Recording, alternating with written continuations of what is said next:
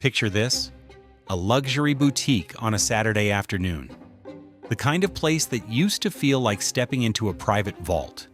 Soft lighting, velvet ropes, staff with immaculate posture guarding handbags like crown jewels.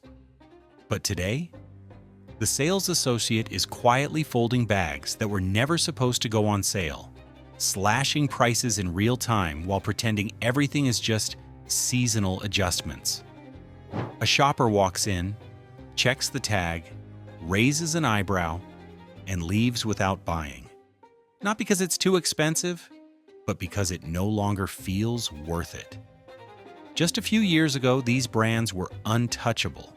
They ruled the red carpets, dominated Instagram feeds, topped resale charts, and had wait lists that stretched for months. Owning one of their pieces wasn't just fashion, it was a badge of arrival. But now, some of the very same labels are drowning in unsold inventory, buried in outlet stores from New Jersey to Shanghai, or losing their cultural grip so fast that even luxury resale platforms can't discount them quickly enough. So what happened? How do 10 once iconic luxury brands, each with decades of heritage, billions in revenue, and mythical status, all find themselves in a free fall at the same time? And why are shoppers suddenly walking away from logos they used to worship? That's the mystery we're diving into tonight. Because in this ranking, we're counting down the 10 luxury brands nobody wants anymore, and the uncomfortable truth behind why their prices are quietly collapsing. From scandal fallout to identity crises to the rise of quiet luxury, every slot on this list tells a different story of how fast prestige can evaporate in the modern age. And trust me, the number one pick will absolutely shock you. Let's begin. Number 10, Gucci. Once upon a time, Gucci was the cultural supernova of luxury fashion. The Alessandro Michele era turned the brand into an art house dreamscape. Maximalist prints, eccentric embroidery, bold colors that screamed individuality. It wasn't just fashion, it was a movement. Gucci became the brand that made luxury feel rebellious again. But then, overexposure happened. The logo appeared everywhere. On every influencer, every street-style blog, every carefully staged Instagram flat lay. What was once rare and artistic suddenly felt mass-produced and predictable. And when Gucci pivoted away from Michelle's maximalism into a tonal reset under new creative direction, the confusion deepened. Loyal buyers didn't know what the brand stood for anymore. Was it eccentric? Was it minimal? Was it accessible or elite? Sales started slipping. Resale prices softened. Discounting crept into markets where Gucci used to command full retail without question. The emotional damage was clear. Gucci went from feeling like a rare artistic discovery to something that played on every radio station until nobody wanted to hear it anymore. Like a chart-topping hit overplayed into irrelevance. Number 9, Balenciaga. Balenciaga was the rebellious genius of high fashion, edgy, subversive. The brand that made $1,000 distressed hoodies and chunky, ugly sneakers into must-have status symbols. It was streetwear meets couture, and the hype was cult level. Then came the scandal. A disastrous ad campaign sparked public outrage and a wave of backlash so severe that even loyal customers began distancing themselves. The controversy wasn't just about the campaign itself. It was about broken trust. Consumer sentiment collapsed almost overnight. Resale values destabilized. Search interest plummeted. People who once proudly wore Balenciaga logos started avoiding them to protect their own image. The brand didn't just lose sales, it lost something far more valuable: the cultural permission to be cool. Like a billionaire heir who set fire to their own reputation and watched the empire burn. But while scandal destroyed Balenciaga's credibility, the next brand on our list collapsed from something even more insidious: pure confusion. Number 8, Burberry. Burberry had it all: the trench coat, The iconic check, quintessential British elegance that whispered old money sophistication without saying a word. But then Burberry made a critical mistake. It tried to reinvent itself too many times, too quickly, without a cohesive vision. One season, it was streetwear collaborations. The next, it was archive nostalgia. Then suddenly, it was futuristic minimalism. Creative directors came and went. The brand's identity became a blur. And when luxury consumers can't figure out what a brand stands for, they stop buying. Sales slumped. Demand for heritage staples like the trench softened. The aura shifted from effortless classic to trying too hard to stay relevant. Like a timeless novel rewritten so many times that the plot stopped making sense. If you're starting to see how deep this collapse goes, hit that like button, because the next brands will shock. Let's keep going. The next brand was crushed under the weight of its own excess. Number 7, Versace. Versace was glamour incarnate, flashy, bold, dripping in gold Medusa logos and maximalist Italian opulence. It dominated red carpets and celebrity closets for decades, but somewhere along the way, Versace lost the thread. Creative pivots felt misjudged. Product strategies became inconsistent. The brand tried to chase trends instead of setting them, and luxury consumers can smell desperation from a mile away. Revenue dropped. Outlet stores filled up with unsold inventory. Resale traction weakened dramatically. The emotional shift was devastating.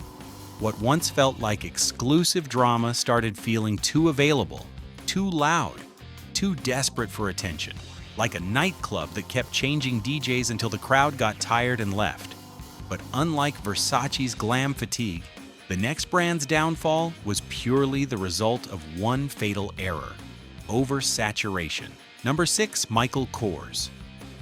Michael Kors was supposed to be the gateway to luxury, accessible, stylish. The brand that gave millions of people their very first designer handbag. For years, it was the hero of aspirational fashion. But then the machine went into overdrive. Mass overproduction, relentless discounting. Outlet stores flooded with inventory. The brand that was supposed to represent entry-level luxury started showing up at steep markdowns in every shopping mall across America. And when luxury becomes too available, it stops being luxury. Resale values collapsed. The emotional cachet evaporated. Status shifted from my first taste of the good life to mall brand pretending to be high-end. Like a limited edition item printed in unlimited quantities. The illusion shatters the moment you see it everywhere. And yet, Michael Kors still held more brand equity than the next fading fashion darling. Let's pause here for a second, because if you've been paying attention, you've probably noticed something. These brands didn't fail because their products got worse. They didn't collapse because they raised prices or cut quality. They fell because status culture itself fundamentally changed. The new luxury consumer doesn't want loud logos. They don't want mass-produced exclusivity. They don't want handbags that scream for attention on Instagram. They want scarcity. They want craftsmanship. They want pieces that whisper instead of shout. In other words, luxury didn't get cheaper. The definition of what feels luxurious evolved. And these brands didn't evolve with it. That's the uncomfortable truth, connecting every name on this list. If you're deep into this breakdown, hit that like button. It helps push this investigation to more luxury fans who need to see what's really happening behind the velvet curtain. Now let's continue the countdown. Number 5, Saint Laurent. Saint Laurent was the epitome of rock-chic Parisian cool. Leather jackets, skinny jeans, sleek handbags with that unmistakable YSL logo. It had fashion insider credibility and a rebellious edge that felt effortlessly cool. But then the edge dulled. Trend fatigue set in. The aesthetic that once felt unique became widely copied by fast fashion and mid-tier brands. Demand softened. Sales slowed. Key leather goods that used to fly off shelves started sitting longer. The emotional damage was subtle but real. Saint Laurent went from feeling like the cool indie band with a devoted following to the mainstream act that somehow stopped feeling cool, like a secret favorite artist that went viral, and lost the mystique in the process. But while YSL drifted into cultural irrelevance, the next brand hit turbulence from a completely different direction. Number 4. Loewe. Loewe was the darling of the quiet luxury movement. Artisanal craftsmanship, subtle branding, leather goods so beautifully made they felt like wearable sculptures. It was the brand for people who knew the ultimate insider secret. But then the secret got out. Regulatory pressure hit in some markets. Consumer appetite shifted. And perhaps most damaging, the once rare pieces that gave Loewe its mystique became widely recognizable props of influencer culture. Resale momentum softened for newer drops. The brand that thrived on being understated suddenly felt overexposed in all the wrong ways. Like a boutique cigar that was supposed to stay exclusive until it started selling in airports. Still, Loewe's stumble wasn't nearly as dramatic as the next Parisian legend's fall. Number 3. Chloé. Chloé was pure romantic luxury, soft, feminine, dreamy Parisian elegance with a celebrity-approved seal of approval throughout the 2000s and 2010s. Owning a Chloé bag felt like holding a piece of effortless French magic, but the magic started fading. Pricing confusion crept in, identity drifted, regulatory challenges emerged in key markets, and suddenly, demand slowed dramatically. Resale desirability dropped. The brand that once commanded premium pricing started feeling less essential. The emotional shift was brutal. Chloé went from magical Parisian softness to nice, but not worth luxury money. Like a pastel painting left too long in the sun, eventually the colors just fade. And if you've made it this far, drop a comment below. Which brand's fall shocked you the most? The discussion is wild. As Chloé faded into the background, one heritage name faced a problem that might be even harder to solve. Number 2. Jimmy Choo. Jimmy Choo was red carpet royalty. Stilettos, embellished pumps, sky-high heels that defined glamour for an entire generation. If you were walking a red carpet or attending a gala, you wore Jimmy Choo. But then the world changed. Event wear demand collapsed. The pandemic normalized comfort. Minimalism took over. Sneakers became status symbols. And suddenly, those $800 glittering pumps started feeling less like power and more like inconvenience. Sales declined. Resale stagnation hit hard, especially for the classic pump styles that used to hold value. The emotional reckoning was clear. Heels stopped being about status and started being about impracticality. Like a stiletto queen looking for a party that no one throws anymore. And that brings us to the brand whose position on this list, and its resilience, defines everything about the future of luxury. Number 1. Prada. Wait, Prada? Yes, Prada. But here's why it's number 1 on a ranking of brands in decline. Because despite the slowdown, despite the challenges, despite the shifting market, Prada remains the strongest, most resilient, and most culturally anchored brand on this entire list. Prada is the intellectual juggernaut of luxury. For decades, it's been the thinking person's status symbol. Nylon backpacks, clean lines, minimalist sophistication with just enough edge.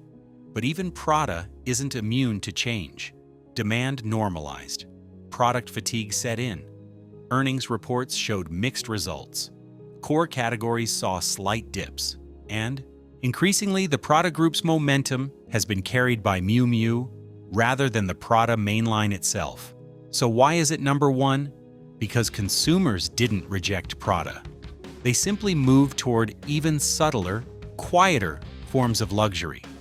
Prada didn't crash, it paused. It's recalibrating, not collapsing.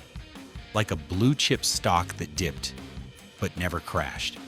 If any brand on this list can adapt and return stronger, it's Prada. And that makes its position here both a warning and a testament. When you look at all 10 brands side by side, a pattern becomes impossible to ignore. Prestige is no longer something a brand can manufacture through celebrity endorsements, endless seasonal drops, or louder logos. Today, luxury value is dictated by scarcity, craftsmanship, and cultural relevance, not by how many influencers wear the same bag on the same day. Gucci and Balenciaga show how quickly hype can curdle into oversaturation. Burberry and Versace reveal the existential damage of a confused identity. Michael Kors proves the fatal risk of scaling too fast. Saint Laurent and Chloe expose what happens when mid-tier luxury loses its emotional pull. Loewe demonstrates that even darling brands stumble when mystique fades. Jimmy Choo shows how cultural shifts can render entire categories obsolete. And Prada? Prada proves that even the strongest houses must evolve or risk irrelevance. So where does luxury go from here? Expect a long-term shift toward understated design, smaller collections, made-to-order exclusivity, fewer loud logos, more heritage craftsmanship, and a return to pieces that feel genuinely special, not mass-produced status objects. The brands that survive will be the ones that re-embrace scarcity over volume, quality over quantity, whispers over shouts. And as always, this new era of luxury will be defined not by the brands themselves, but by the consumers who decide what actually feels luxurious. If you found this ranking eye-opening, subscribe for the next deep dive. Because in the world of luxury, nothing stays exclusive forever. And I'll be here to track every rise and fall.